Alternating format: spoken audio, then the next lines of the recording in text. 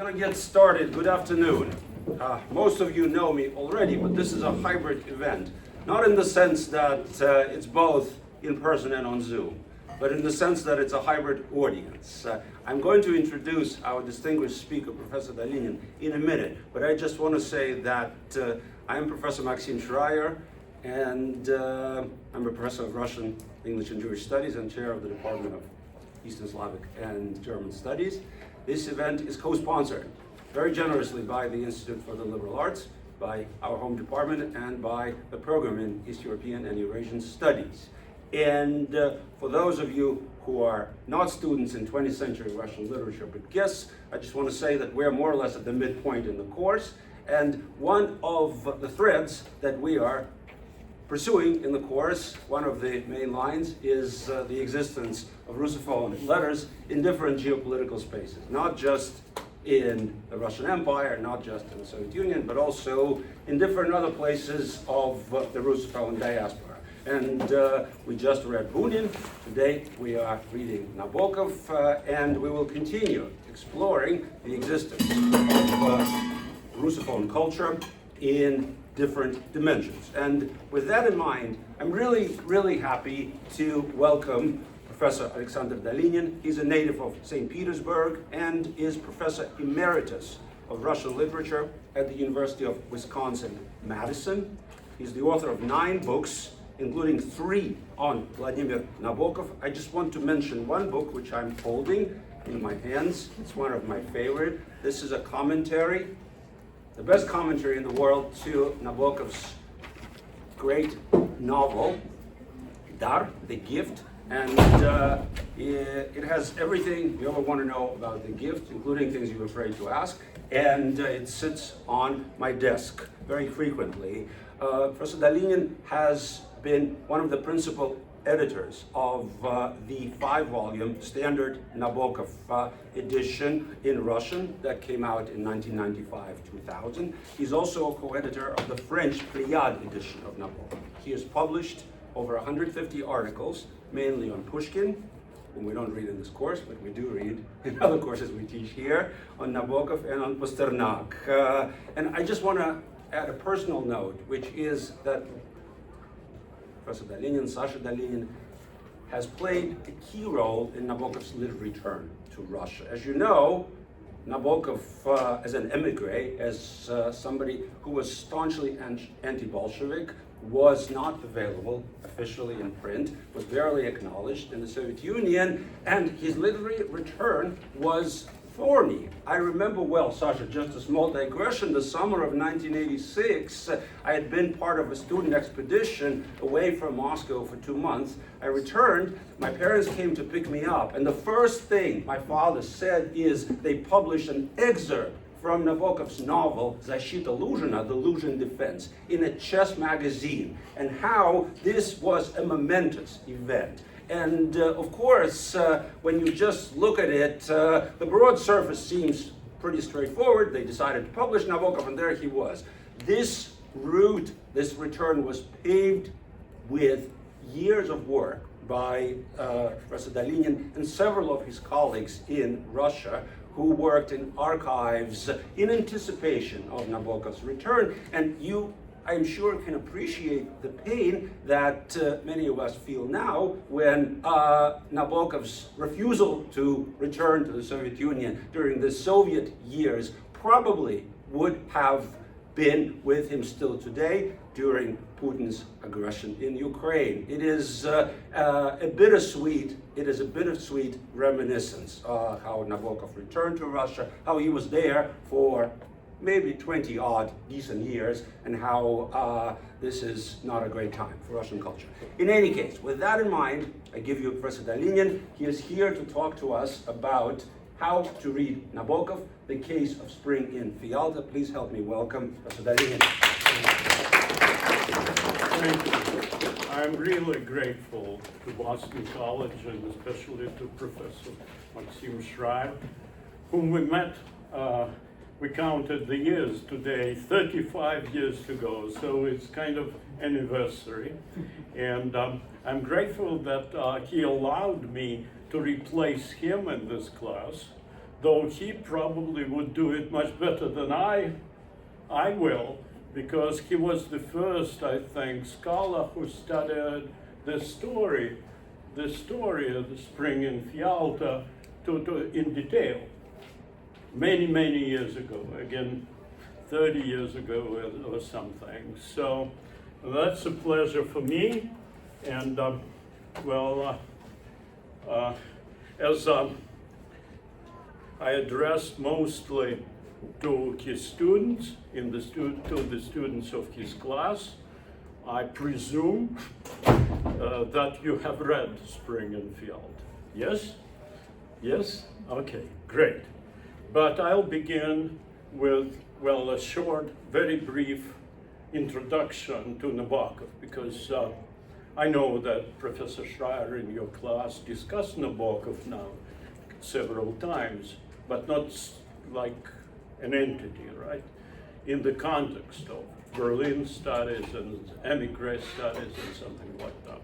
But very briefly, what we should know about Nabokov when we want to read him, when we want to study him. First, a little bit briefly, again, biography. He was born into a very wealthy family in St. Petersburg, then the capital of the Russian Empire, brought up in comfort and opulence. They had a stylish mansion in the center of the city, the huge family estates in the country, long trips abroad, private tutors. He learned English before his native Russian, domestics, well, a permanent staff of about 50 servants or something like that, and so on.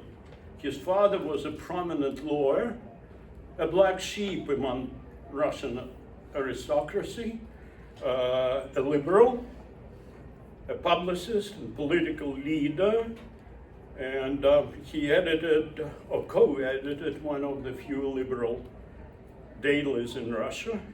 He was elected to the first Russian parliament in 1906 on the ticket of Liberal Democratic Party.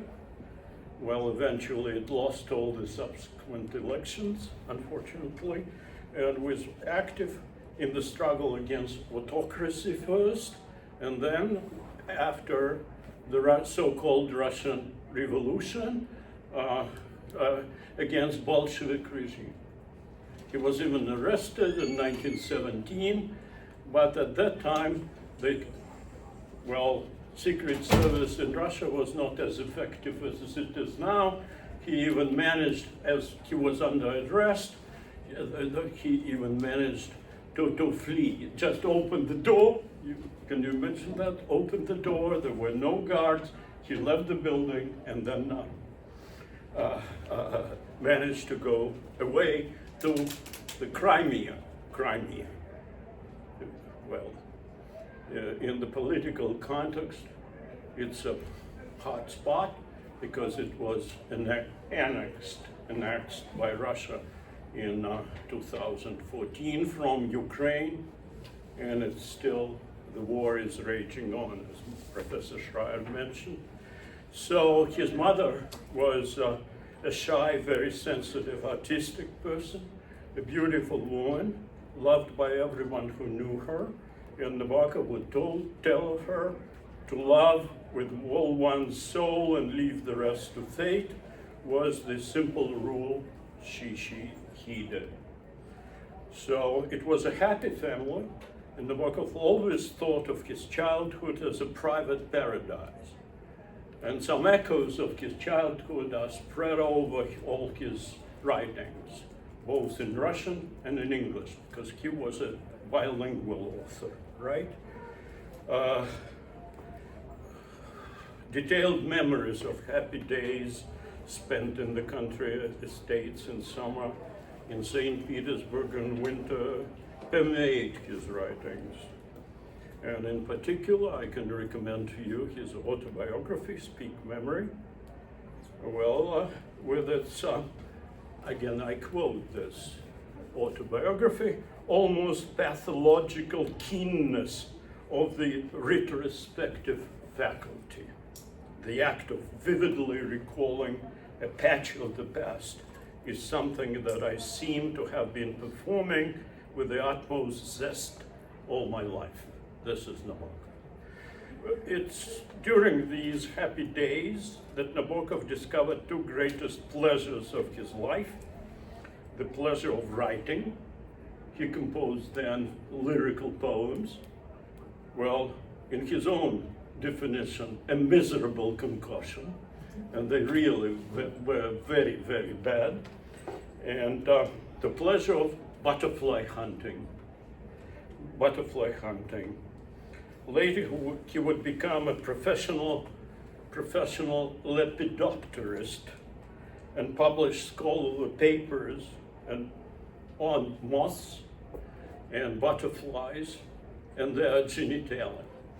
So, in fact, he was mocked by professionals at that time, but then, many years later, when DNA analysis was introduced into biology, he was proved absolutely right. His theories that seemed wild, crazy, amateurish were proved absolutely right. There is a species of butterflies that is named after him, Nabokov blues, and there are a lot of references to his discoveries, because before DNA analysis, he just came to the same conclusions that DNA analysis brought many decades later, right? Actually, well, a lot of Nabokovians were invited. I don't know, Maxim, do you remember that, when some Nabokovians were invited to name a planet? That's correct. Or a star, right? Did you name one? The one I suggested was not accepted. No. Yeah, my suggestion was accepted, but it was not actually mine. My wife Galina, she's there. She suggested, it was great. She suggested Fialta, and it's somewhere there, right? So that's it. The comfortable world of Nabokov's youth was shattered by the Communist Revolution of 1917. Under the threat of imminent arrest, all the family fled St. Petersburg, not only his father. They stayed in the south of the country for a while, and then escaped from the onslaught of the Red Army to the west. Their property and assets were confiscated and nationalized by the government. They lost almost everything. But as Nabokov always stressed, it was not that important. The following passage I quote from his autobiography. The following passage is not for the general reader, but for the particular idiot who, because he or she lost a fortune in some crash, thinks that he or she understands me. My old quarrel with the Soviet dictatorship is wholly unrelated to any question of property. My contempt for the emigre who hates the Reds because they stole his money and land is complete.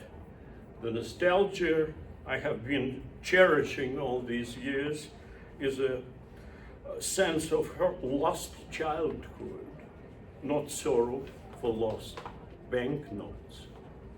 So it's memory of this happiest time in his life, of his paradise. And the loss of this paradise, happy family, friends, lovers, protection, unlimited resources, leisure, familiar landscapes and cityscapes, he responded with a claim of what he called the unreal estate.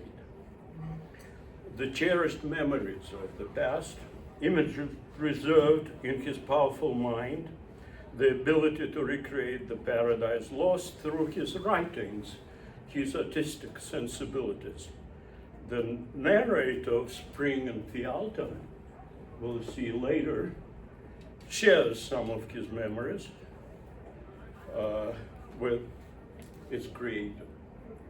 The next 20 years of his life are those of a voluntary exile, an emigre writer who mourns his losses and dreams of the impossible return first. Then he loses all the hope of return. The parents settled in Berlin, where his father edited a newspaper. You probably know that, right? That he was killed in 1922 at a political rally. He was assassinated by some right-wing radicals. And after that, well, Nabokov, who suffered, if we just recap, one loss after another, then he understood his task as an artist to learn how to cope with those losses and how to transform the glooms of exile into the glory of exile. After the graduation, he comes to Berlin, earns his living by tutoring, gets married to Vera Slonin, his wonderful, faithful wife of many years. And there is a biography, a book of biography, Vera, dedicated not to him, but to her, to his wife, because she was very supportive. She was extremely smart and nice and very strong-willed woman who actually really supported him as wife only can. After Hitler's coming to power, Nabokov was under suspicion. He is regarded as an enemy of the German people. Moreover, his wife was Jewish. They moved to France, and then in 1940 are lucky to get American visas and flee to the US. So it is at this period of his life that the story, Spring in Fialta, was written. Well, in the last year of his staying in Berlin. So the context, the political context of this story, or of the time when it was written, is not very pleasant, actually. Right? Fascism in Italy, communism in Russia, well, nationalism in Germany, Hitler's version of National Socialism in Germany. All those totalitarian regimes thrived at that time, and they are somewhere in the background. Well, Nabokov would claim that he was not a political writer. He was not a political writer in just the meaning of this term, or the contemporary. Nowadays, we understand what political writing is. That's something that claims or declares some political trite news or like concepts. So, but then it was the background for all his writing of this time. Then he moved to America, luckily. He got a visa, and he, for 40 years again, he stayed in America, taught Russian literature and language in American universities and colleges, worked in scientific institutions on his butterflies, and made a switch to English. Not many writers, right, achieved this. He became the American writer, as he was the Russian writer, maybe the best Russian writer of at least emigre literature. Then he became one of the best American writers of this period.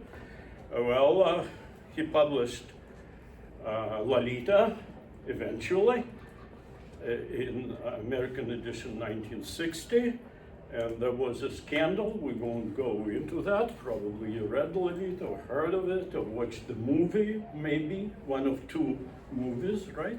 Kubrick, right? Kubrick's one, the first, and Lyle the second. And thanks to the scandalous publication, he became a celebrity, real celebrity, made money. Lolita sells $100,000 in 3 weeks. Well, multiply by, it was 1960, multiply by at least 10, actually 12, more than $1 million in 3 weeks. And it was the fastest sale of a bestseller since Gone with the Wind. Famous one.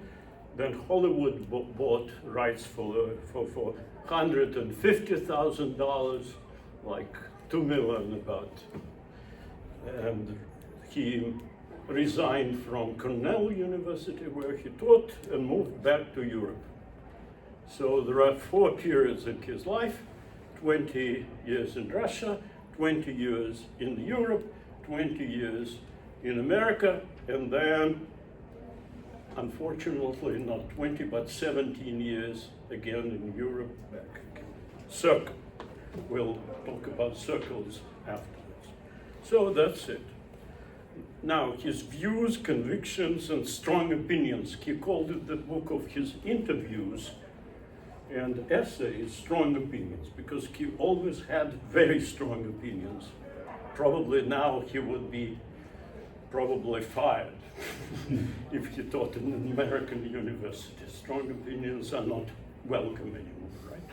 So what are his most principles? The distrust and disgust even with all kinds of generalizations, general ideas, political issues, commonplaces and common sense, actually. In an interview when he became a celebrity, he was asked what his political views were. And he said, "Since my youth, my political creed has remained as bleak and changeless as an old gray rock. It's classical to the point of triteness. Freedom of speech, freedom of thought, freedom of art. The social or economic structure of the ideal state is of little concern to me. My desires are modest. Portraits of the head of the government should not exceed a postage stamp in size. That's enough. And if you look around, you see that would be enough. We would have a much better government everywhere if there were no portraits of the leaders, of political leaders, larger than a postal stamp, right?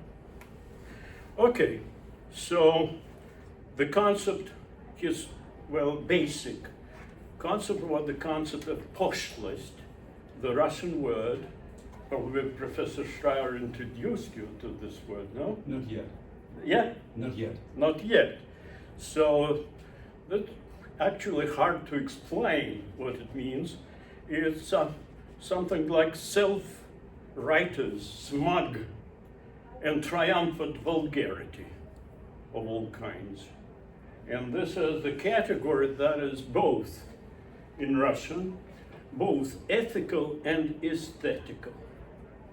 So it's combination of vulgarity from the aesthetic and ethical point of view. Okay? And he studied this poshtlist, this vulgarity in all its variants, in all its kinds, both in Russia, among Russians, and among Americans, and among Europeans, among Germans, and so on and so on. Then, the third principle, the admiration of individual, singular, particular. Well, everything, every view that is shared by majority is by definition suspicious. Never trust majority. An artist is a magician who transfigures the world, who creates his own or her own fairy tales, actually. And the people enjoy reading those fairy tales and imagining their own fairy tales, like based on what a great artist offers them. So, concentration on visual details. So a lot of visual details. When you read Nabokov, you will notice a lot of visual details. A lot of them. In Spring and Fialta, we'll see a lot of them. And at first, they seem like redundant. Many people complained of this. Many good readers complained of Nabokov's style, overloaded with details. They make no sense. It seems like they are details for their own sake. But if you look attentively, if you know Nabokov's codes, Nabokov's philosophy of composition, this Edgar Poe's term, by the way. Edgar Poe, the great American romantic poet and novelist, wrote an essay and called it Poetics of Composition. Right. So that's what Nabokov is. Because underneath those details, we'll see kind of a pattern, kind of repetitions.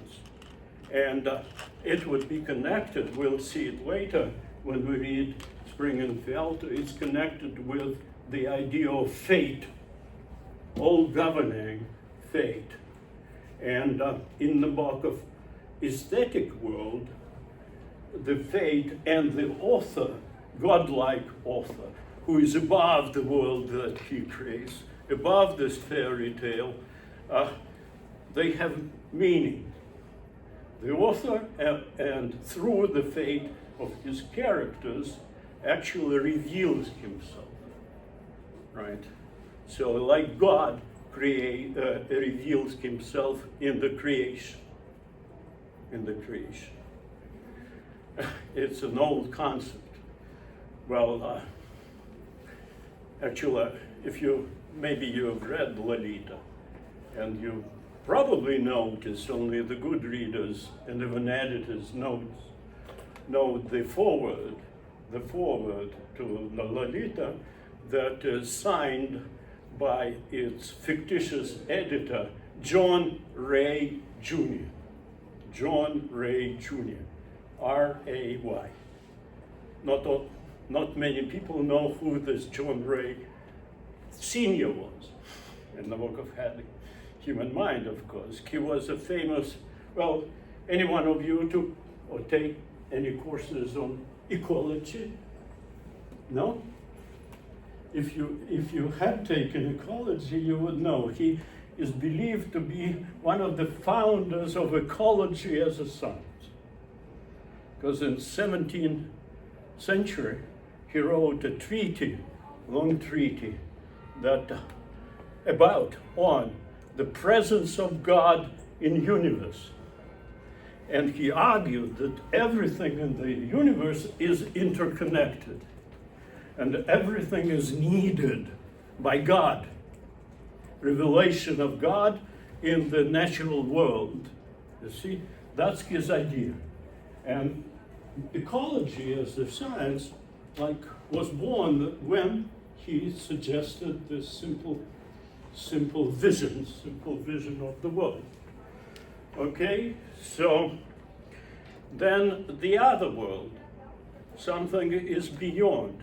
Nabokov was not a religious person and not a religious writer, but he believed, in the universe that is much more complex than what our senses allow us to see and to see. And there is this other world that probably goes beyond death. Beyond death. Of course, he couldn't be sure. That I know much more that I can say. But what could he say? We never know, right? But something, the other world, and the presence of other world in our everyday life. If you are attentive enough, that's his vision of details. If you are attentive to details, you see this sometimes, of course, sometimes the presence of the other world. Now, the literary text, the book, the poem, the story, for Nabokov, is actually a supreme game. It's fun. It's fun for the writer, and it must be fun for the reader. And so he constructs his stories and his novels as kind of riddles or puzzles with hidden clue or hidden clues.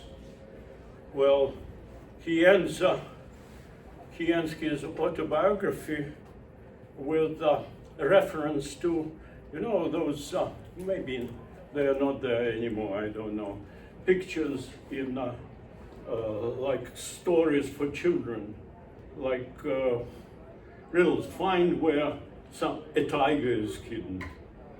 You see the jungle, you see the branches, and you would strain your eyes to see a silhouette or a drawing of the tiger among them. To discern this tiger, discern this sailor.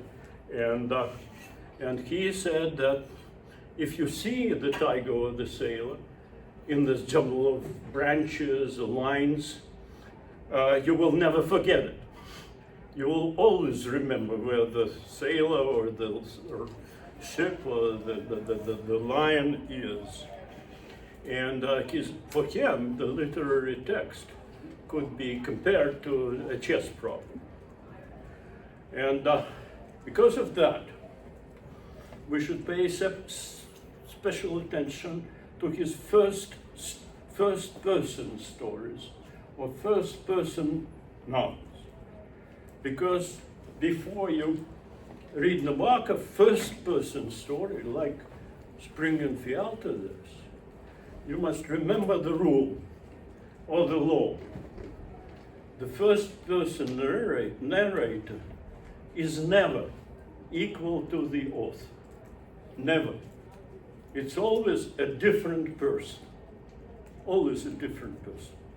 And you should not believe him or her. Believe the tale teller. Never. It's a deception. It's a trap. Bad readers, always, and we all are bad readers when we are like not experienced readers, right? They always identify herself or himself, right, with some character, some hero, and think that the truth is there. But for Nabokov, the truth is not there. The story is usually a lie, a deception. The storyteller has her or his agenda, and we must guess, second guess, right? Second guess what is behind, what is beneath. A lot of people believe that, for example, Nabokov was a pedophile because he wrote Lolita about the passion of a pedophile for underage girl, right? And many readers are scared by this story. I know this said. You should not. If you know the rule that I mentioned before, never believe or trust the narrator. The narrator always, Nabokov's narrator, always wants to deceive you and say, Humbert, very, well, eloquent narrator of Lolita. He wants to deceive all the readers to prove that he is just a victim of injustice in the world, that his passion is no worse than any other passion, that he could be a genius, even if he loves underage girls. It's not true, right? It's not true according to Nabokov's moral world, not only beautiful world, but moral world, right? And the last thing I want to tell you in this introduction is that, in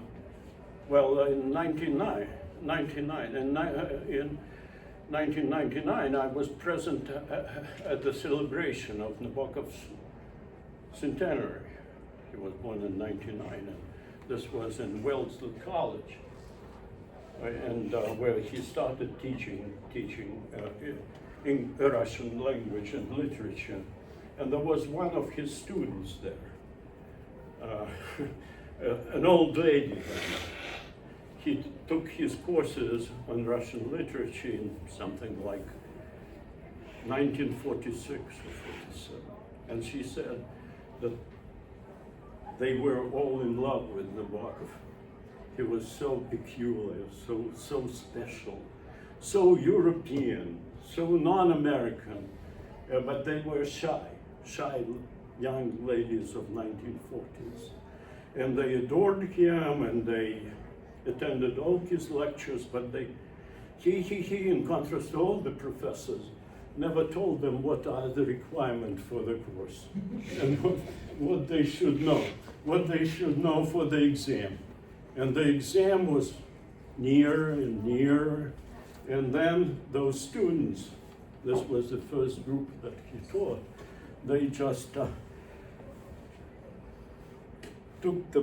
braced themselves and surrounded Nabokov when he was walking down the alleys there. And they asked, the bravest of them asked him, Professor Nabokov, what should we know for the exam? He looked at them and said, thought, and said, well, ladies, there are only two things that you should know. One, life is sad. Second, but life is beautiful. And passed on. And that was his requirement for exam, to understand that life is both sad and beautiful. So again, spring in Fialta is very well connected to this maxim of his. And so these are his principles, his ideas. Now let's talk about the story itself. Life is sad and life is beautiful. This is a sad story, right? But this is a beautiful story. So what should we begin with? Well, let's begin with the title and the geographic name here, Fialta. It's a fictitious name invented by Nabokov as a contamination of two real names.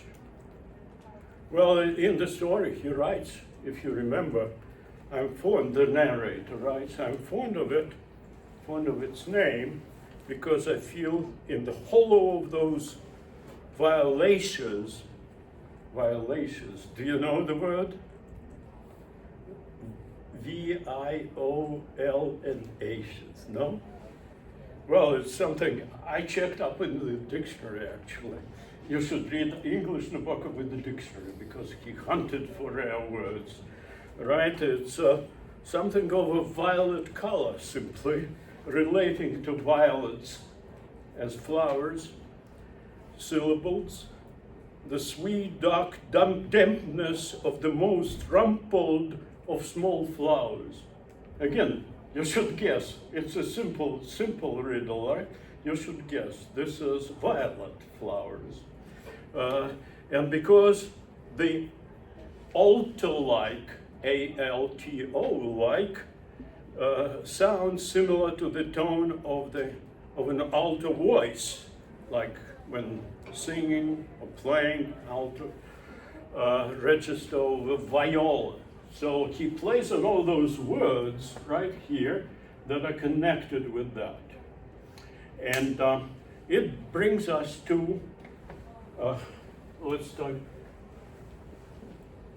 here, A-L-T-A, right? The last syllables of the title. They are, and Nabokov again hints at that they are connected to a Russian sea resort, Yalta, Y-A-L-T-A, Yalta, where Nabokov spent his last years of living in Russia when they fled Petersburg, right? They stayed in Crimea. It's a Crimea sea resort. At that time, it's connected to Chekhov. It's connected to Chekhov. Chekhov actually died in Yalta. And no? Germany. Oh, I forgot about that. Yes, he lived in Yalta last years of his life, yes, sorry, yes. But, Chekhov actually wrote about Yalta, or used Yalta as a background, as a location for his wonderful story, Lady with a Lapdog. Probably you read it, no? Yes, great. Wonderful story in Yalta, right? But the first syllable is different. Fialta, F-I, right? Fialta. It's the beginning of another sea resort, but not in Russia, but in Italy. Fiume. Now it has a different title. But at that time, Nabokov's time, it was Fiume, very, very well-known sea resort. So also mentioned in Chekhov, by the way, in his Adriatic stories, because Chekhov visited Adriatic. So let's take a look how they looked then. This is Crimea, Yalta, the embankment, right? This is Yalta again, view from the mountains. And in Fialta, there are mountains above the city or the town, right? This is Fiume, and this is another sea resort that probably Nabokov had in mind because he visited it. It's Abatse at that time. Now it's a different name again. All right? Okay, so this is the name. Then let's take a look at the location, more at the location. What else is prominent as a location in Fialta? What sightseeing? What is there? The mountain. Have you noticed the mountain? Yes? No? The mountain. St. George Mountain. St. George. Again, Nabokov's invention in this case, St. George. Why St. George? And it will be mentioned in the story several times. First, in the very beginning, so the entrance up the mountains, up the trail leading to the top of the mountain is, as Nabokov writes, is marked by a cypress, indicating the way up, the cypress. What the cypress? Why the cypress? Do you know anything about symbolism of cypress? Guys, no? Nothing? No. Well, even in movies and series, there is cypress as a symbol. Cypress is a symbol of death. Symbol of death. It has been the symbol of death for centuries and centuries and centuries. So it always somehow is connected to death. And if you take a look at St. George description in the end of the story, we'll see that the cypress is mentioned again. So why? Now it's clearer to you, right? Why? What? Yes, Nina dies in a car crash. Yes, it's an obvious symbol of her demise, of her death, right? Why then St. George? Now we should work on our Catholic associations.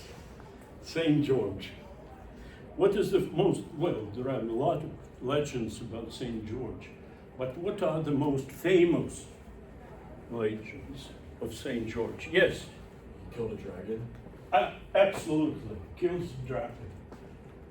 What's wrong about the dragon? Why the dragon deserves to be slain? What did he do? The dragon. Yes, he slayed, right, with the lance. Why? What did dragon do? No, nothing. No associations. Okay, I'll tell you. Well, actually, in the beginning of the 20th century, I checked on Google Books. This story of his killing the dragon was the part of all the books for children, for the education of kindergarten children. So, 100 years ago, everybody would tell me this story. Not anymore, not anymore. But it's a fairy tale, of course. It's a legend. So, I won't go into this in detail, but there was a kingdom then, and where the horrifying dragon, wanted young virgins as his favorite food. And the people in this country, in this kingdom, made a decision that they would throw a lot and they would choose one virgin at a time, right, for him. And so he had, I don't know, hundreds of virgins, right? A lot of them. He lived near the lake, in the cave, and they were scared to death. He was very, very bad dragon, right? And then a knight from Cappadocia, St. George, later he would be called St. George, he rode by and he heard about the dragon. And at that very time, the virgin chosen was the favorite daughter of the king, the princess. And she was brought to the dragon to be eaten, killed and eaten. And the knight heard about that, and he rode to the cave, and he saved the girl. So he killed the dragon, and saved her and liberated the kingdom of this dragon. Well, he is a dragon slayer. Okay, got it? Now, associations with the story. How could this legend, the princess, the dragon, and the knight, of course, St. George, how can it be connected to the story? Three of them. Yes, please.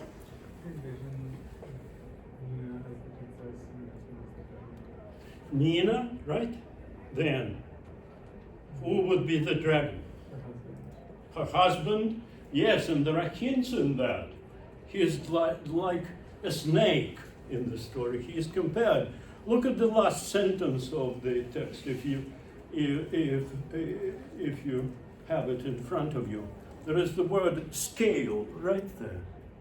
Scale. Their scale.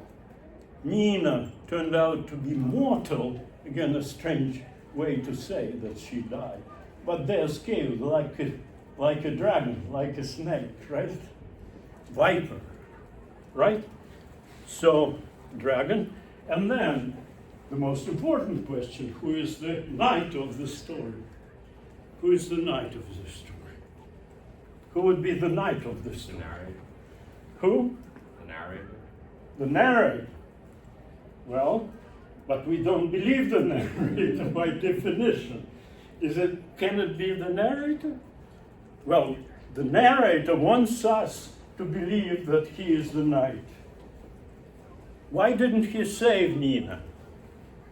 Because of her character. She was this, as they said, the phrase of the 100 years ago, fast girl, right? She was fast. So that she actually, when Humbert tells us about Lolita, he tells us how nasty she was, a bad person, right? The president calling women nasty person, right? Nasty woman. So all Nabokov's narrator believes that women are nasty, they are bad, they are unfaithful, they deceive, they are deceiver, and so on and so on. So, if not, well, yes, the narrator wants us to believe, I know, us to believe that he is the knight who tried to save the girl, right? But she wouldn't respond to him, right? Do you believe him? What do you think? What do you say? Well, think about it. Is it believable? What? Their relationship. What do we actually know about their relationship? We know about their relationship only what the narrator tells us, right? And again, the rule is never trust the first person narrative. It's always a kind of deception. But if not the narrator, then who? Who could be the knight in this story? No? No ideas? Yes. And I know why you can't answer this question. Because you haven't known the book of the rules. If you had known, you would easily answer this question. Where's the knight? Where's the knight? No, nothing. Let me give you a hint. What country reveres St. George as their national symbol? Two countries, actually. So is it the British man? Which one? The Englishman? What? The Englishman? Is England? Which one? Which is the country? England. Oh, yeah, absolutely. Great Britain and England. England, absolutely right. Kieran said there was an Englishman. Yes, that's why I misunderstood. Yes, of course, England. England is the country of St. George, right? Actually, the story, the legend of St. George and the dragon, was presented again 100 years ago as an English fairy tale. Yes, you wanted to say something? No. Oh, no? No? Nobody? All right. Then the Englishman. Then the Englishman. The Englishman. Why is he in the story? Why is he in the story?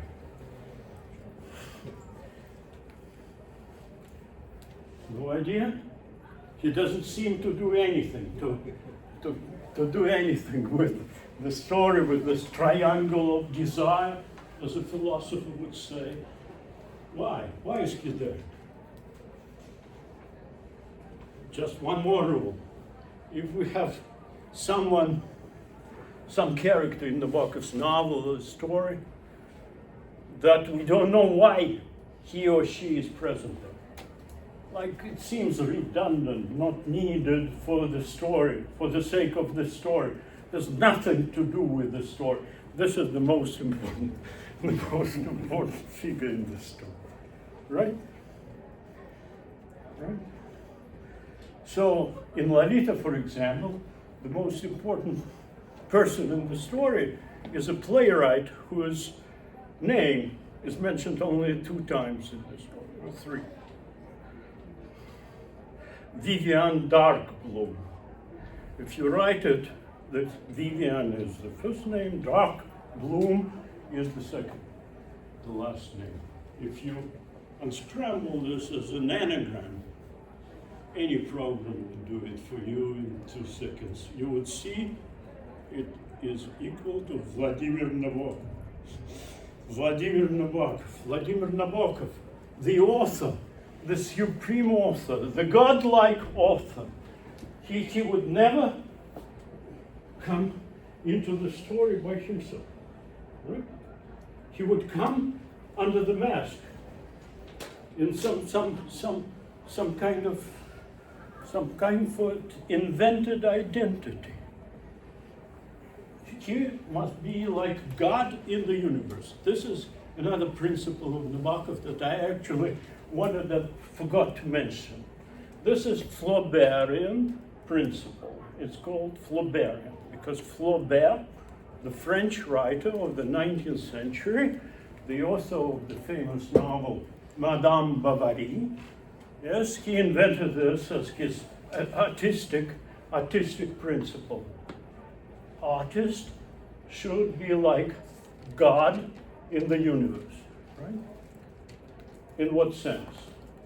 Like present everywhere, but never visible. Never visible. It's there like God in the universe, but it's never visible. We don't know how God looks, right? But we know that God is there. And God is free to choose an identity for herself or himself just as it pleases him. Then why Englishman? Why Nabokov would choose the mask of an Englishman? It's simple. He studies in England. He graduated from Cambridge University, all right? And his birthday, April 21st, is the holiday, St. George Day. It's St. George Day, right? Clear? Clear. He says, this is my day. This is my saint. And so I choose this mask. So what does he do? Actually, he does an important thing. He makes his appearance in the book. And how many times he makes his appearance? Well, Englishman and +4s. First, he enters a pharmacy in the first page, and the narrator notices his stare, his look, and it's directed. He looks in the same direction, and he recognizes Nina there. Then, where they lunched. It's a very important scene. So who is there? The narrator, Victor in English, right? In Russian it's a different name. And they lunched, and there was nobody but an Englishman, but this Englishman. And in front of him, there was a long glass containing a bright crimson drink that threw a novel reflection on the tablecloth. In his eyes, I noticed the same bloodshot desire, but now it was in no sense related to Nina. That avid look was not directed at her at all, but was fixed on the upper right-hand corner of a broad window near where he was sitting. I would like, he says, some of that pigeon's blood too. And he points at the tall glass with the red liquid, like maybe Bloody Mary or tomato juice or whatever, right? Dove's blood, pigeon's blood, he wants to drink. That's like a dragon who eats and gobbles up and drinks the blood. And then the Englishman doesn't pay any attention to them, to this group. But he suddenly made up his mind, got up on a chair, stepped from there onto the windowsill, and stretched up till he reached that coveted corner of the frame, where rested a compact furry moth, which he deftly slipped into a pillbox. A pillbox. Now we know actually why he entered the pharmacy. He bought a pillbox to put a butterfly into, right? Again, Nabokov in detail. Very small, insignificant detail, but it's there. It forms the pattern, right? And then we catch a half praise of Ferdinand. It's rather like Wouverman's white horse, said Ferdinand, in regard to something he was discussing. We don't know what, but again, we can guess. Wouverman's horse. What is this? Now I'll show you something. So, white horse. First, I'll show you the most famous pictures of George, St. George, killing the dragon. What do we see there? Dragon on the white horse, right? And the cave and the dragon. The cave can be compared to the tunnel under St. George Mountain, like again mentioned several times. Then this is Raphael, famous Raphael painting, again St. George, again white horse, right? And third, no, where's that third? Where's my, yeah, here it was. Here, this is Wouverman. This is Wouverman, the Dutch artist that was mentioned here. Dutch artist, Wouverman. And White Horse, he painted something like 300 paintings, different lots. But his signature was always White Horse. If he painted a horse, it would always be white. And the art critics, they write that it's his signature image, White Horse. So it connects St. George, right? It connects Wouverman, mentioned, and what else? What else? The Englishman, right? And his signature, what is this? The moth or the butterfly. Whose signature is this? Whose signature is this? Who collected and studied butterflies? Yeah, Nabokov, of course. It's Nabokov's signature, like White Horse and Wouverman's paint. Okay? Then Nabokov's image, yeah, like his signature is White Horse. Here is the moth, the butterfly. Okay? So these are the most important images of the story. Now, we didn't mention the plot, the love story, the triangle. Now I want you to interpret the story itself. What seems the main story. Now try to do it yourself, thinking of the images that we discussed. Any ideas? So Nina, Ferdinand, and the narrator, Victor, who wants to present himself as a victor. Anything suspicious, interesting about that? No? Nothing? Yeah, please. The narrator's clearly unreliable in telling the story in some sort of Yeah. fashion. Can you give us some examples? What is unreliable? Just the way he speaks about it. About the way he speaks about Nina. For example, how he speaks about Nina. Does he love her? Probably. Yes, please. He also deeply criticizes Ferdinand's writings too, because he's married to Nina. He He has some. I feel like he has some sort of bias because he's jealous of he's jealous Yeah. about Nina. Yeah, definitely insults the. Okay, that's marriage. Okay, sure, yeah.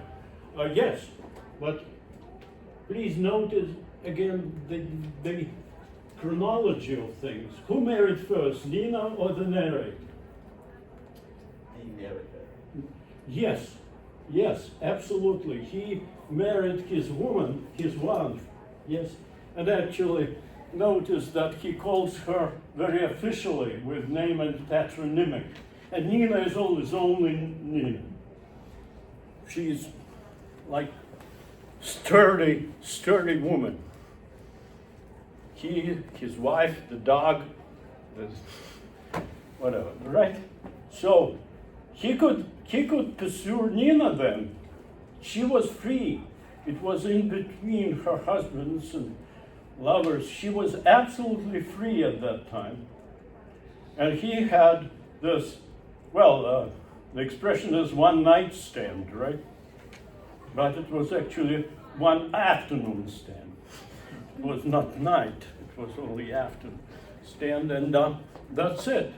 That's it. And he never tried to build up a meaningful relationship with her. Actually, never. He never called her, he never wrote to her. She sent him a postcard. He ignored her completely, but they continued to meet now and then, many times. Why? Again, I told you why. Why? And he says, he himself uses this word. Why? Fate. He uses this word, fate, but I don't understand the meaning of this. Why fate wants to connect us? Why fate brings Nina to me? Right? He doesn't know. But do we know? Do we know? Probably. In Nabokov's world, when fate is so persistent, it means that the fate wants them to be together. And who denies this chance? Who? She or he? He, of course. Anytime it's he, it's her. Then the final of the story. Declaration of love. At last he declares his love to Nina after 20 years of those chance meetings. And how does he say, I love you? How? Says what if I love you, I think. What if? Yeah, he says, what if? Is it the way to express his love for someone? No. No, absolutely not. Absolutely not. So, and the look on Nina's face, he believes that she is confused, I don't know, disgusted with his declaration. But it could be the reaction to this, what if? What if? It's not the way to say I love you, right? No, never say that. Okay, never. All right? So this is my lesson. Okay, so. Oh, thank you so much, Professor Dolinin. Thank you so much, Stay. We're not releasing you yet. Yeah, absolutely. I just want to say three, maybe four things. One is that for those who are in this class, we have a midterm on Thursday. Please don't forget that Spring and Fialta is on the midterm. And also everything you heard from Professor Dolinin, verbatim.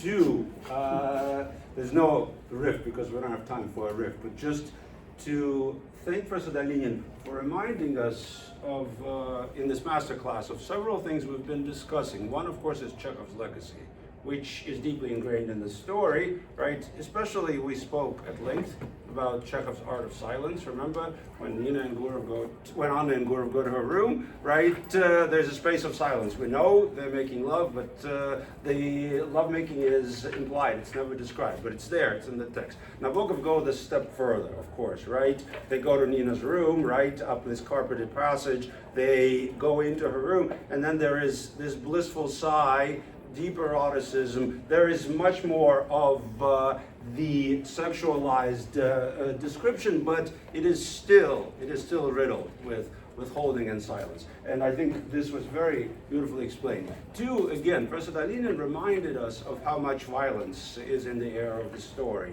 And of course, Fialta and Violaceous is also an echo of violence. And if you think that it's 1936, violence is deeply in the air of Europe, right? And Nabokov was great about historical foresight. So that was extremely, extremely helpful. And remember how he says that there is that link between hymen and death. This is also a link that connects politics, desire, eroticism, and storytelling. That in stories, characters die for some reason, right? Why does Nabokov not spare Nina?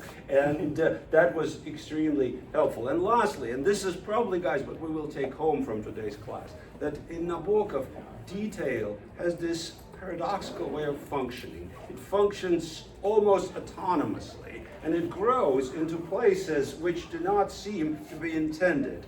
But, of course, in various contexts, details become very fully controlled by the authorial consciousness. And that, too, I think we recognize so well with the motif of slaying the dragon of St. George. Victor is deceptively called Victor in the English language version. He is Vasinka, Vasily, which is king, Basileus, but he becomes Victor. But I think as Professor Dolinin so powerfully explained to us, he is no Victor in the story, right, guys? We want to think he is the dragon slayer, but for some reason he is not. Right? So folks, we have time for 2 questions from the audience, and then we have to go because there's another class. Questions from the audience. James. You said that Nabokov learned English before Russia. Mhm. I just, was that standard at the time? No, because of the aristocratic standard of the family. Right. They hired English tutors and brought them directly from the kingdom, from the United Kingdom. Right. And so his father, who was a Russian politician, who was a member of parliament, noticed that his son speaks and reads English, right? But not Russian. So he hired a Russian tutor. Right. So guys, if there is a translingual writer par excellence, it's Nabokov for multiple reasons. Okay, question 2. Question 2. Well, folks, this was a feast. I think we all loved hearing Professor Dolinin, and we hope he comes back and visits us again. Thank you. Well, I hope See you all Thursday. Thank you for coming. Some of you Thursday, not all of you.